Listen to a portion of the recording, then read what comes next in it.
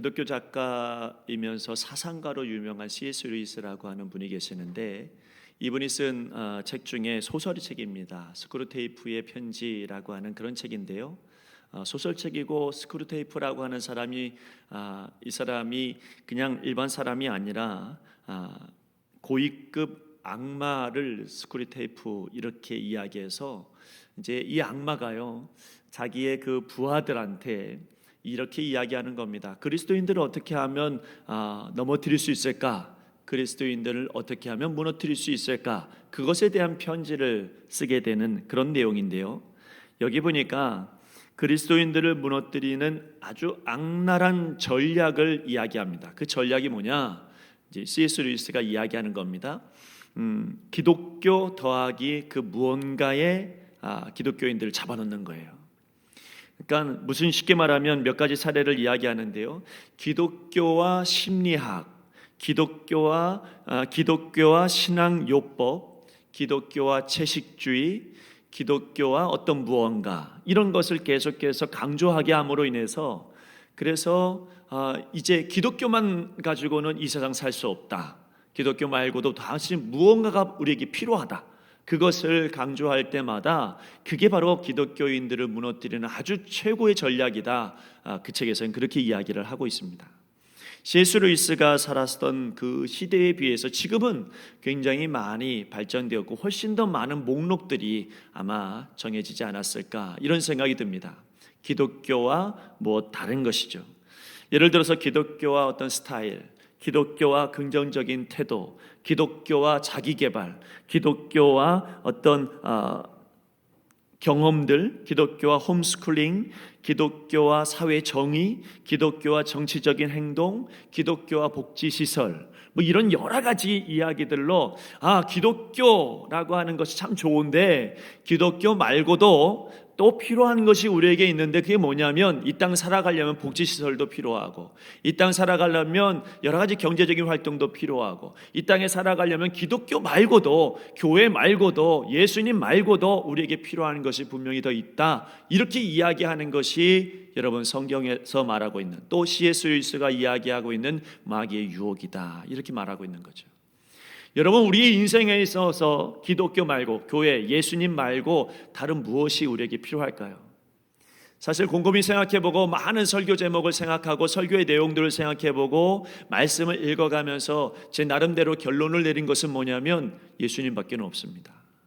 예수님 외에 다른 무엇인가가 있어야만 될 것 같고, 예수님 외에 다른 무엇인가만 있어야만 내가 잘 살 것 같은데 사실 그렇지 않아요.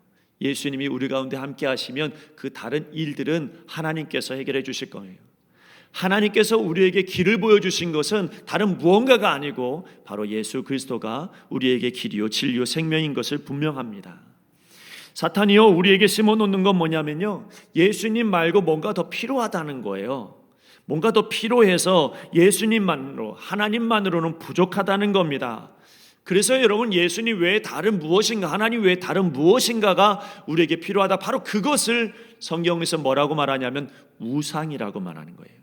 우상이라고 하는 건 뭐 다른 말이 아니라 하나님이 있어야 될 그 자리에 다른 어떤 것이 들어가 있을 때 그것을 우리는 우상이다, 이렇게 말하고요. 우상 숭배는 뭐냐면 다른 무언가에서 뭔가 내가 얻고자 하는 것이 있다면, 다른 무엇인가를 통해서 내가 이득을 취하고자 한다면 그것이 바로 우상 숭배가 되는 거예요. 여러분, 내가 지금 우상을 섬기고 있느냐, 내가 정말 우상 숭배하고 있느냐, 여러분 이것을 알 수 있는 한 가지 좋은 방법이 하나 있는데, 그게 뭐냐면 내가 이것 없이는 죽어도 못 살아 라고 하는 것이 내 삶 가운데 있다면 그게 바로 우상이에요. 그러니까 여러분, 내가 예수님 없이는 못 삽니다, 이렇게 살기도 하지만 예수님 말고 나는 이것도 있어야 됩니다 라고 하는 그것을 포기할 수 없다면 그것이 바로 우리에게 우상이 되기도 한다는 거죠.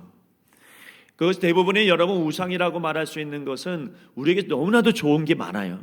예를 들어서 우리의 가족이 여러분 하나님께서 우리에게 주신 축복이고 선물입니다. 또 우리가 가지고 있는 꿈이나 희망이나, 아니면 우리의 일이나 성공이나, 아니면 우리의 외모나 평판들이나, 아니면 물질이나, 아니면 건강이나, 얼마나 좋은 것들이 우리에게 많이 있는지 몰라요. 우리가 구하고 있는 것들이 아마 이런 것들이 아닐까요? 우리에게 물질을 달라고, 때로는 건강을 달라고, 때로는 많은 사람들에게 인정받게 해달라고. 우리가 하나님 앞에 이렇게 기도하는 이유는 뭐냐면 그것이 너무 좋은 것이기 때문이에요. 그런데요, 여러분, 이 좋은 것은 하나님께서 우리에게 주신 분명한 선물인 것을 우리가 확실히 알아야 돼요. 여러분, 물질은 하나님이 우리에게 주신 선물이에요. 여러분, 건강도 하나님께서 우리에게 주신 선물이죠. 우리에게 주신 가족도 하나님께서 우리에게 주신 선물이에요. 엄청나게 좋은 것을 우리에게 선물로 주셨는데, 여러분, 여기에 우리의 마음이 하나님보다 이 선물을 더 앞세우면 그게 우상이 되기 시작해요. 자, 여기서 문제가 되는 것이죠. 어떤 사람 보니까 칭찬에 목말라는 사람이 있습니다. 칭찬을 못 받으면 못 견뎌하는 사람들이 있어요. 사람들한테 인정받지 못하면 내 인생이 좌절되는 것 같고, 사람들한테 인정받지 못하면 내 인생이 다 꽝 되어지는 것처럼 그렇게 생각하는 사람들이 있습니다. 그래서 여러분, 칭찬을 받아야, 인정받아야 직성이 풀리는 거예요. 인정받지 못하면 삶의 의미를 못 찾습니다. 자존감이 현저하게 낮아지고요, 억울하고 원망하고, 그렇게 여러분 불안한 마음을 가지고 살아갑니다. 칭찬받아야 되겠다는 거예요. 인정받아야 되겠다는 거예요. 근데 여러분, 그 칭찬과 인정, 여기에 우리 목숨 걸면 그게 우상이 됩니다. 우리의 칭찬과 우리의 인정은 사람이 인정 안 해줘도 하나님이 인정해 주시면 그것으로 충분한 거예요. 또 하나, 여러분, 어떤 사람 가만 보니까 여러분, 건강을 위해서는 뭐든지 다 먹는 사람들이 있더라고요.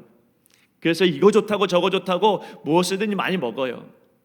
저도요, 여러분, 아침에 무엇을 먹으려고 이렇게 생각해 볼 때 아침에 영양제를 많이 먹어요.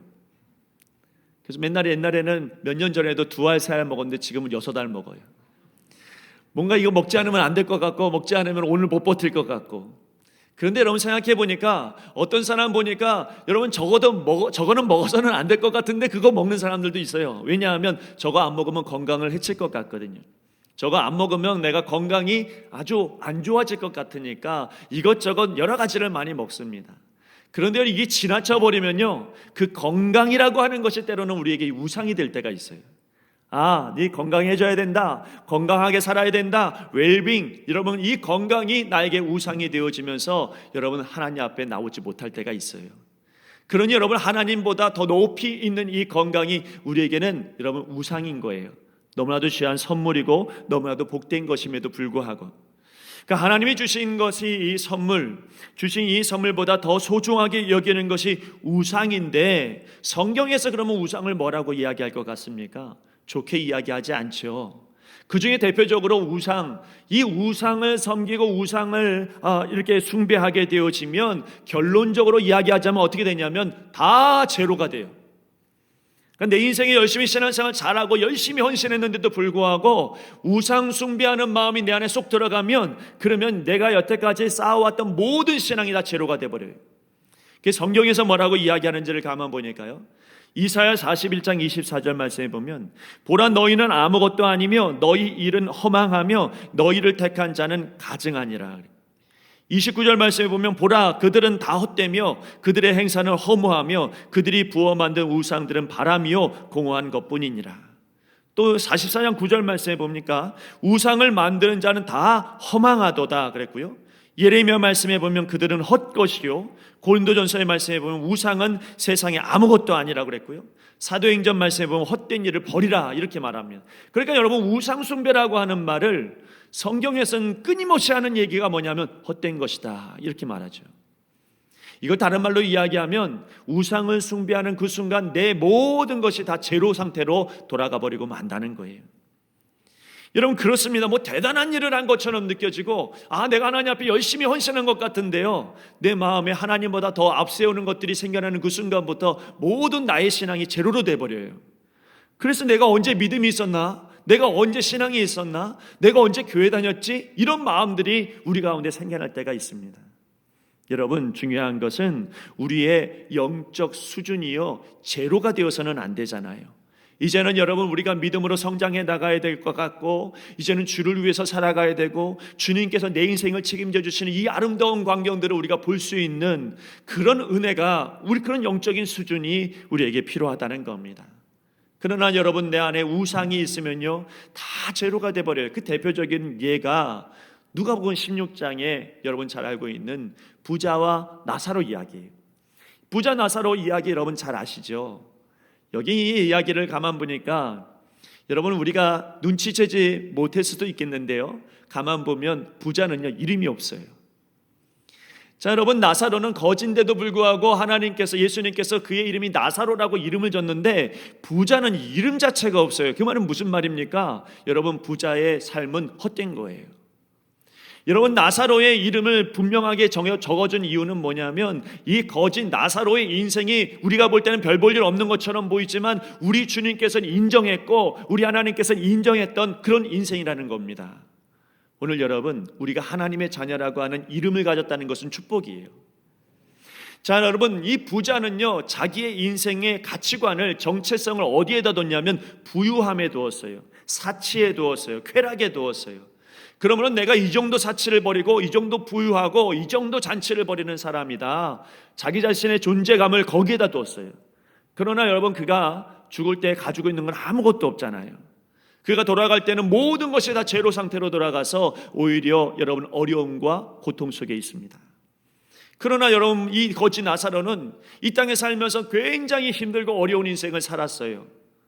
특별히 부자가 벌이고 있는 잔치에 그 부스러기를 다 먹는 아주 나약하고 그렇게 볼품없는 사람입니다.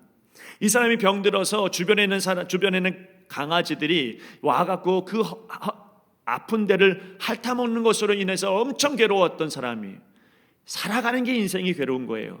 그런데 이 사람이 죽고 난 다음에 허망한 인생이 되지 않았던 이유는 뭐냐면, 그가 믿음이 있다는 말들은 없었지만 그가 아브라함의 품속에 들어갔다는 이유가 무엇인겠어요? 믿음으로 그가 인생을 살았다는 거거든요. 그의 인생이 허비되지 아니하고 그의 인생이 제로가 되지 않았던 이유는 뭐냐면, 그가 우상 숭배하지 아니하고 하나님을 의지하는 사람이 됐다는 거예요. 오늘 여러분의 인생에서 예수님을 의지하고 하나님을 의지한다면 여러분의 하루하루 시간들이 허비되는 인생이 아니라 하나님께서 세워놓으신 축복의 자리가 될 줄로 믿습니다. 뭔가 여러분, 우리가 이것이 없으면 안 될 것 같고, 예수님 없이 이건 꼭 필요할 것 같고, 예수님 말고도 이것이 필요할 것 같다는 생각이 들 때, 여러분, 우리 인생에서 제로가 되어지는 일들이 얼마나 많이 있는지를 기억하셔야 됩니다. 예수님 말씀대로 이야기하면 그런 사람들은 오히려 고통에 시달린다고 그렇게 말씀하고 있는 거예요. 그러니 여러분, 우리는 어쩌면 우리 인생의 매 순간순간마다 어느 경계선에 서 있냐면 선물과 우상 사이에 서 있어요. 하나님께서 주신 것이 다 선물로 받아들이면 감사가 되는데 그것이 우상으로 바뀌어지는 순간 우리 인생이 망해져 버려요. 그래서 우리가 항상 경계선에 서 있는 거예요. 오늘도 여러분, 우리의 인생 가운데 이 우상과 선물 사이의 경계선이 딱 서 있어서, 그래서 내가 하나님보다 이것을 더 우선으로 여기면, 물질을 더 우선으로 여기면, 건강을 우선으로 여기면, 사랑과의 관계를 우선으로 여기면, 그러면 여러분, 우리가 이 경계선을 넘어버려요. 그래서 여러분, 우리에게 반드시 이 경계선 가운데 반드시 선한 것, 선물, 하나님의 은혜로 우리의 마음을 돌이키게 할 수 있는 누군가가 필요한 거예요. 왜냐하면 나 혼자는, 우리의 본성은 항상 악한 것을 쫓아가기 때문에.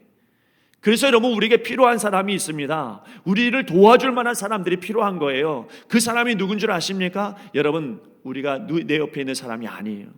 사람을 너무 믿지 마십시오. 사람은 언제 바뀔지 모르잖아요. 그래서 우리가 믿어야 되고 우리를 길을 인도해 주신 유일한 분은 예수님밖에 없어요. 그 예수님께서 우리와 함께 하시고 우리 가운데 역사해 주시면, 그분에게 우리의 마음을 다 쏟아버리면 그 예수님께서 내 인생의 길이 무엇인지를 알려주시는 거죠. 그리고 그 길만이 진짜 길이에요. 그 길만이 우리에게 생명의 길이 되어지는 것입니다. 오늘 여러분, 골로새 교회에 사도 바울이 편지합니다. 골로새 교회에 편지할 때에 사도 바울은요 감옥에 있었어요. 감옥에 있다가 보니까 이 골로새 교회에 문제가 생겼다는 소식을 들을 때마다 마음이 아픈 거예요. 골로새 교회에 무슨 문제가 생겼냐면 바로 조금 아까 이야기했던 우상의 문제가 생겨나 버렸어요. 하나님을 잘 믿는데요, 예수님 잘 믿는다고 이야기하지만 그의 삶을 돌아볼 때에, 그들의 인생을 돌아볼 때에 우상 숭배하는 일이 너무 많아진 거예요. 이 소문이 감옥에 있는 바울에게까지 왔습니다. 또한 그들의 삶 가운데 이단 사상이 들어가서 그래서 엉뚱한 것을 믿고 살아가는 사람들이 있더란 말이에요. 자, 이 모습을 보면서 사도 바울이 우상 숭배하느냐, 이단을 사상을 받아들이고 있느냐, 너희들의 문제가 무엇인지 아느냐, 그 문제의 해답을 내가 이야기하겠다라고 말씀한 게 오늘 6절과 7절 말씀인 거예요. 그러니까 사도 바울이 이들의 생각을 많이 합니다. 이들이 왜 무너질까? 왜 이렇게 잘못 신앙생활을 할까? 왜 이들이 우상 숭배하고 있을까라고 고민하고 있을 때 이들에게 필요한 것이 있더라. 그것이 바로 6절 7절 말씀입니다. 자, 사도 바울이 그들에게 주는 해답이 무엇인가를 첫 번째로 보니까 그리스도 안에 뿌리를 박을 수 있도록 기도하라는 거예요. 자, 여러분, 그리스도 안에 여러분의 뿌리를 박는 하나님의 역사가 있기를 소망합니다. 여러분, 그리스도 안에 뿌리를 박는다. 뿌리라고 하는 건요, 여러분, 오래된 나무일수록 뿌리가 깊습니다. 뿐만 아니라 굉장히 두껍습니다. 그래서 이건 도끼로 찍어도 잘 안 넘어갑니다. 왜냐하면 너무 깊고 너무 두껍기 때문에 강하죠. 그래서 여러분, 폭풍이 오고 어려움이 와도 뿌리가 깊으면 흔들리지를 않아요. 우리의 뿌리를 사람에게 두면 금방 흔들려 버려요. 여러분, 우리의 뿌리를 교회에 두면 금방 무너질 수도 있습니다. 그러나 우리의 뿌리를 예수님께 두시면 흔들리지 않아요. 작은 일이나 큰 일 앞에서 우리의 마음이 흔들리지 않는 이유는 뭐냐면 뿌리가 거기 있기 때문이죠. 오늘 여러분의 인생에서 뿌리를 어디다 두느냐, 이것이 내 인생을 완전히 바꿔놓을 수 있습니다. 여러분의 인생을 예수님께 뿌리 박는 하나님의 역사가 있기를 간절히 바랍니다. 유명한 주석가인 마이어라고 하는 분이 이렇게 이야기했어요. 그리스도인의 삶의 첫 번째 행위는 뭐냐? 그리스도를 받는 것이다. 이후의 매 순간마다 우리는 계속해서 그분을 받아들여야 된다. 그리고 그분을 받아들인 사람은 예수님의 사랑과 능력 안에서 호흡해라. 아주 깊이 호흡해라. 그러면 우리는 그분 안에 은밀히 뿌리박게 될 것이다. 이렇게 말해요. 그러니까 여러분, 오늘도 예수님을 받으셔야 돼요. 오늘도 예수님을 받으셔서, 그래서 여러분, 우리가 거기에 받다가 보면은 내 안에 뿌리가 예수님께 박히게 되어져 있다는 거예요. 여러분, 우리 주변에 안 좋은 공해들이 얼마나 많이 있어요. 우리가 잘못 호흡함으로 말미암아 우리의 호흡기가 망가지고 우리의 몸이 망가져 버리는 일들이 얼마나 많이 있습니까? 공기만 그런 게 아니라 우리의 삶 가운데도 역시 마찬가지입니다. 세상의 많은 문화라든지 세상의 많은 가치관이라든지 많은 사람들, 그런 사람들에게 우리가 마음을 두게 되면 여러분, 거기에서 받게 되는 공해가 있어요. 그러나 예수 믿는 사람은 호흡을 사람에게 두지 아니하고 환경에게 두지 아니하고 예수님께 두는 거예요. 예수님께 계속 호흡하는 것, 이게 바로 영적인 기도입니다. 계속 호흡하는 것, 이게 바로 영적인 말씀을 읽기죠. 여기에서 여러분, 우리가 예수님께 뿌리를 받게 되어지는 것입니다. 더불어서 사도 바울이 이야기하며 뿌리를 예수님께 박았느냐? 그렇다면 이제는 세움을 입으라고 말합니다. 여기 세운다는 것은 건축 용어죠. 그러니까 뿌리를 깊이 박았다면 이제 좋은 건축 재료를 가지고 아름답게 세워 나가야 된다는 거예요. 여러분, 우리가 뿌리가 예수님께 박혀져 있습니다. 마음이 안 흔들려요. 어떤 환경에도는 흔들리지 않습니다. 믿음이 서 있어요. 자, 그렇다면 이 믿음 서 있는 곳으로, 마음 뜨거운 곳으로 내 인생을 살아갈 것이냐? 뜨거운 것이 있으면 이제는 우리 온몸이 세워져야 되는데요, 건축되어져야 되는데, 그 건축 재료는 어디서 얻냐면 교회에서 얻는 거예요. 건축 재료는 다른 어떤 세상에서 얻는 것도 아니고 다른 사람을 통해서 얻는 것도 아니고 여러분, 말씀을 통해서 얻는 것이요, 교회를 통해서 하나님의 은혜를 경험하는 거예요. 그것이 여러분, 우리에게 건축 재료가 되면 오늘 여러분 예배를 드림으로 말미암아 여러분들이 더욱더 든든히 서게 될 줄로 믿습니다. 여러분, 흔들리는 이유는 뭐냐면 여러분, 우리가 든든히 세워지지 않았기 때문이죠. 여러분, 무디 목사님이 평생을 살면서 100만 명을 예수 믿게 했대요. 우리 교회 이 무디 목사님 한 분만 계셔도 엄청나게 부흥할 것 같아요. 무디 목사님 100만 명을 전도했대요. 다 예수님 믿었대요. 자, 이분의 말씀 가운데 아주 기억에 남는 말씀이 하나 있어요. 그게 뭐냐면, 이분이 초등학교도 나오지 않은 분인데 예수님을 영접하는 그런 부흥회를 참석해서 그 뜨거운 하나님의 은혜를 경험한 거예요. 아, 정말 예수님 살아계시는구나. 정말 내 인생을 하나님께서 주관하셨구나. 정말 우리 예수님께 나의 주인이시구나 라고 하는 것을 뜨겁게 경험하게 되니까 이분이 하는 얘기가, 나 기도하게 되더라는 거예요. 불 붙으니까 막 기도하게 되더라는 거예요. 그런데 여기에서 무디 목사님이 절대로 놓쳐서는 안 될 것을 한 가지 이야기합니다. 처음에 은혜 받고 기도만 했더니 뜨거워지더라는 거예요. 그러나 성경 공부를 열심히 했더니 내 믿음이 성숙해지더라. 이렇게. 기도를 많이 하고 불이 붙었는데 그것으로 끝나는 게 아니라 성경 공부하고 열심히 말씀을 읽다가 보니까 여러분 내 몸이 점점 세워지더라는 겁니다. 여러분 우리 교회에서 성경 읽기를 하고 있고 주보에 매일매일 나가고 있잖아요. 여러분 또한 우리가 오후 예배 때 성경 연구를 또 같이 합니다. 여러분 이런 것들은 우리에게 허비된 시간들이 아니에요. 왜냐하면 이 모든 일들로 말미암아 우리가 세워지기 때문이죠. 교회는 여러분 우리가 스스로 자기 만족으로 세워지는 것이 아니에요. 교회는 여러분 늘 하나님을 통하여서 아름다운 건축물로 세워지는 것이 여러분 그것이 목적이 되어야 합니다. 오늘 여러분들이 말씀을 통하여 오늘 예배를 통하여서 우리의 인생이 반듯하게 세워지는 역사가 있기를 간절히 바랍니다. 그 하나님의 은혜죠. 하나님의 역사가 우리에게 필요한 거예요. 근데 우리가 세워지려면요 꼭 필요한 게 하나 더 있습니다. 인내가 필요해요. 모든 건축물들은 금방 만들어지는 게 아니에요. 다 시간이 필요한 거예요. 여러분 유명한 전통적이고 굉장히 유명한 그런 건축물들을 보면 오랜 세월 동안 그것을 만든 것을 볼 수 있습니다. 인내가 필요한 거예요. 여러분의 신앙이 오늘 내가 은혜 받았으니까 내가 갑자기 싹 바뀌어지고 내 인생이 확 변해지고 하나님께서 갑자기 물질을 던져주고 여러분 이러면 참 좋겠는데 그렇지 않을 수 있어요. 우리가 인내함으로 하나님 앞에 나아갈 때 우리 하나님께서 우리 인생을 만져주시는 거예요. 오늘 여러분의 인생이 하나님의 은혜 가운데 만져지기를 소망한다면 우리가 성장해야 되지 않겠습니까? 건축되어져야 되겠습니다. 세워져야 되겠다는 말이죠. 또 하나 오늘 말씀해 보니까 뿌리를 깊이 박았느냐 예수님께 박았느냐 그리고 세움을 받았느냐 이제는 믿음으로 굳게 서랍니다. 자, 믿음으로 굳게 서는 것 이게 얼마나 필요한지 우리는 분별하고 알아가야 된다는 거예요. 사도 바울이 생각했습니다. 이들이 우상 숭배하고 이들이 잘못된 사상을 받아들이면서 믿음 좋다고 스스로 생각한다. 이게 아니다. 우리가 믿음 가운데 굳건하게 서야 되겠다. 여러분 사도 바울 옆에서 늘 도와줬던 사람들이 참 많아요. 그 중에 대표적인 인물이 누구냐면 데마라고 하는 사람이거든요. 이 데마는 잘 알려지지 않았지만 그러나 이 데마라고 하는 사람을 사도 바울이 굉장히 귀하게 여겼던 것 같아요. 데마라고 하는 사람이 어떻게 예수님 믿게 됐냐면요, 사도 바울이 여러 곳을 가서 복음을 증거했는데 그 중에 에베소라고 하는 곳에 가서 복음을 증거했거든요. 근데 에베소에 가서 복음을 증거하다가 보니까 여기서 오랜 세월 시간을 투자해서 사람들을 예수 믿게 했어요. 그러니까 여러분 부흥 강사 옛날에 부흥 강사님 오시면 누가 유명하다 그러면 다 이곳저곳에서 함께 왔잖아요. 그것처럼 이제는 사도 바울이 말씀을 전한다고 그러니까 에베소 지역만이 아니라 주변에 있는 많은 지역의 사람들이 사도 바울 얼굴 한번 보려고 말씀 한번 들으려고 모여든 거예요. 그때 따라온 사람이 누구냐면 바로 이 데마라고 하는 사람이거든요. 이 데마라고 하는 사람이 이 바울의 설교를 한번 들어보려고 와서 들었다가 마음이 뜨거워진 거예요. 은혜를 받은 거예요. 그 다음부터 바울을 떠나지를 않아요. 바울이 복음 전가로 어디를 가든지 데마는 따라다녀요. 여러분 바울이 로마로 가면 거기서 따라다녀요. 심지어는 바울이 감옥에 들어갔어도 거기 따라가서 바울의 시종을 다 들었어요. 바울이 필요한 것이 있다 그러면 얼마든지 이 데마는 따라갔고요. 또 여러분 주변 사람들이 바울을 면회하러 왔으면 그 사람을 잘 인도했던 사람이 누구냐? 데마예요.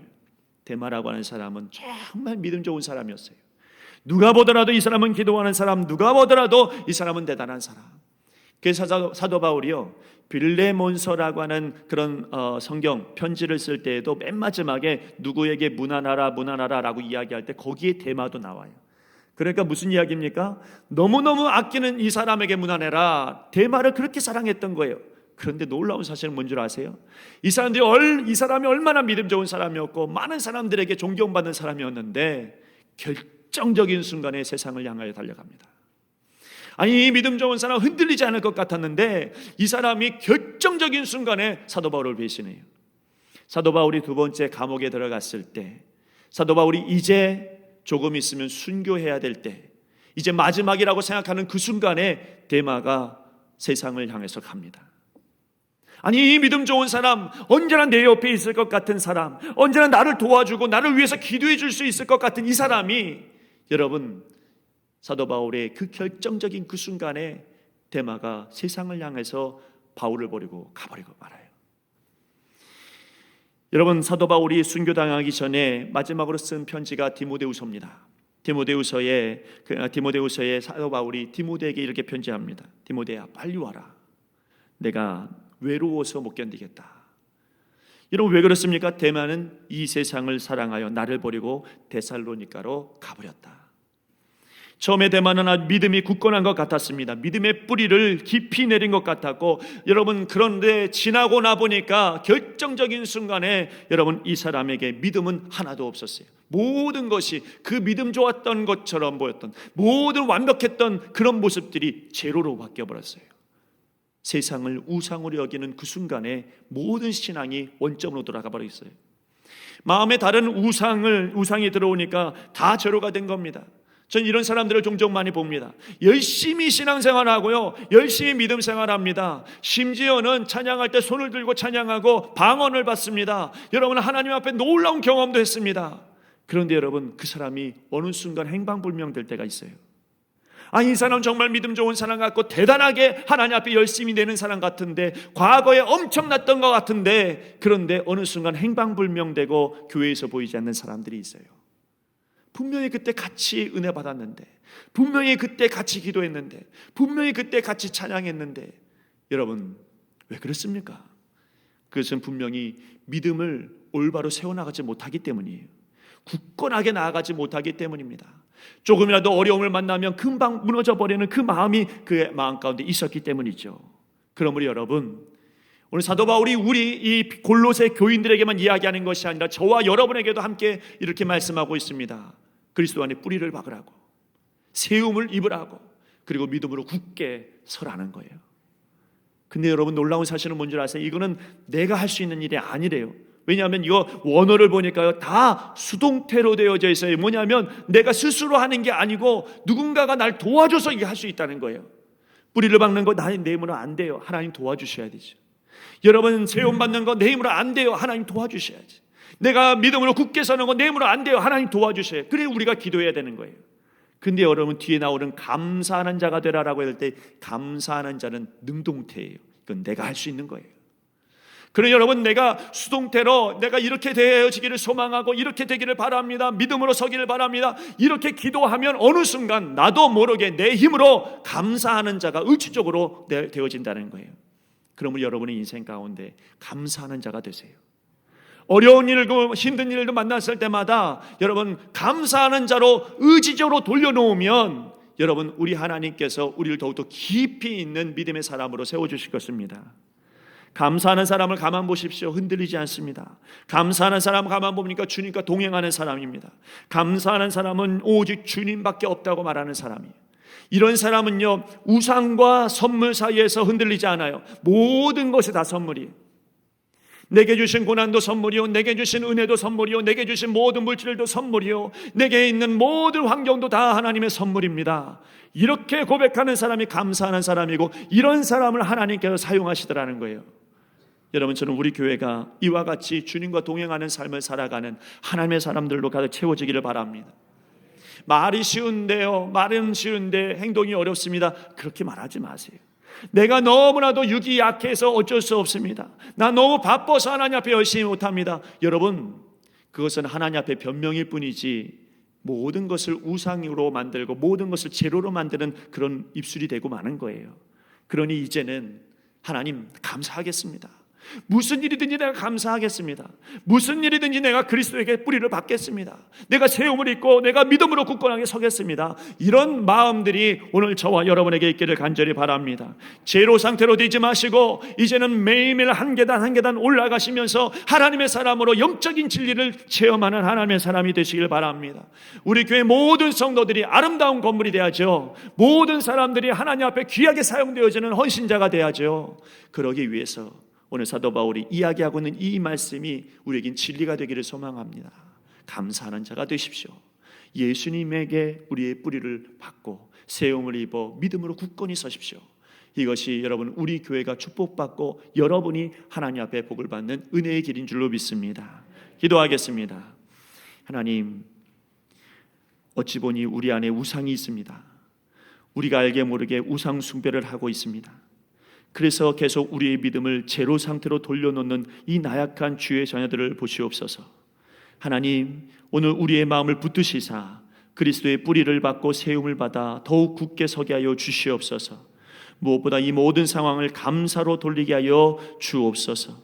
일주일의 삶을 주님과 함께하는 귀한 복된 삶이 되기를 소망합니다. 주여, 우리에게 모든 성도들, 하나님 말씀을 들은 모든 주의 백성들에게 이와 같은 축복의 길을 열어 주시옵소서. 예수님의 이름으로 기도드립니다. 아멘.